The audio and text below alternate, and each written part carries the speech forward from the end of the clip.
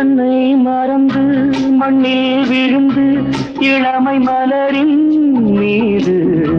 கண்ணை இழந்த வந்து தேக சுகத்தில் கவனம்